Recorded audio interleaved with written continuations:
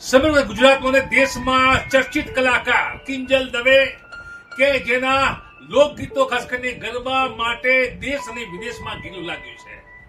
કિંજલ દવે હર કોઈના પ્રિય ગાયક છે, હર કોઈના પ્રિય જે સ્ટેજ કલાકાર છે, લોક કલાકાર છે. જો કે અત્યારે કિંજલ દવે પોતાના સમાજમાં ક્યાંક અખા થયા છે, અણગમના થયા છે.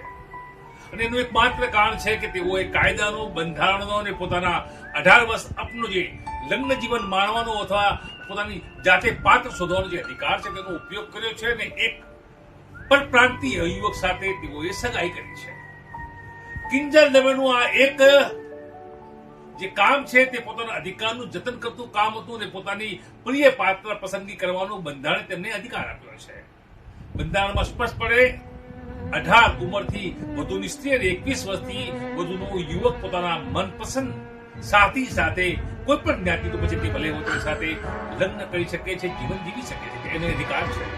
સુપ્રીમ કોર્ટે અનેક કાયદામાં આ અધિકાર પ્રસ્થાપિત કર્યો છે. જો કે દરેક સમાજના પોતાના અલગ સમાજના બારવાડા હોય છે, બંધારણ હોય છે, કાયદા હોય છે. બ્રહ્મ સમાજ ભારતમાં સન્માનિત સમાજ છે. વેદો તેમજ ધર્મશાસ્ત્રના પુસ્તકો અને ધર્મશાસ્ત્રની વાતો બ્રહ્મ સમાજ દરેક લોકોને ખાસ કરીને ભારતમાં આપે છે ને સન્માનિત સમાજ આજે પણ એટલું તેવું ગૌરવ કરે છે. કિંજલ દવે આવા જ એક સમાજમાંથી આવે છે અને કિંજલ દવે જ્યારે પરજ્ઞાતીય યુવક સાથે પોતાના સગાઈની જાહેરાત કરે છે ને સગાઈ થાય છે તે બાદનો વિવાદ સમગ્ર ગુજરાતમાં હવે થંભાનું નામ લેતો.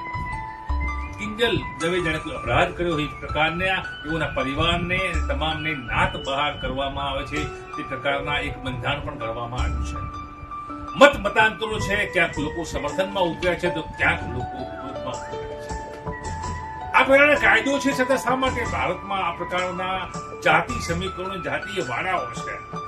તો ક્યાંક ને ક્યાંક આ જાતીય વાડાઓમાં ભય પણ છે. સામાજિક રીતે પોતાના સમાજના લોકો ક્યાંક અન્ય સમાજમાં પૂરતો ન્યાય મળશે નહીં મળશે તે બાબત હોય છે.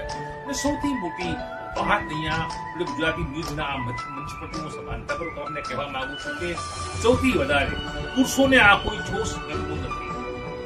પુરુષ કોઈ પણ સમાજની યુવતી સાથે લગ્ન કરતો હોય છે ત્યારે નાના મોટા વિવાદો બાદ તેની સ્વીકૃતિ મળી જતી હોય છે. જોકે સ્ત્રીને દરેક સમાજ પોતાના ઘરનું આભૂષણ ઘણું માનતા હોય છે અને સ્ત્રી જયારે આ પ્રકારનો કોઈ નિર્ણય લે છે ત્યારે દરેક સમાજમાં મોટો પ્રભાવ થતો હોય છે. કિંજલ દવે આવા જ રોષના ભોગ બન્યા છે.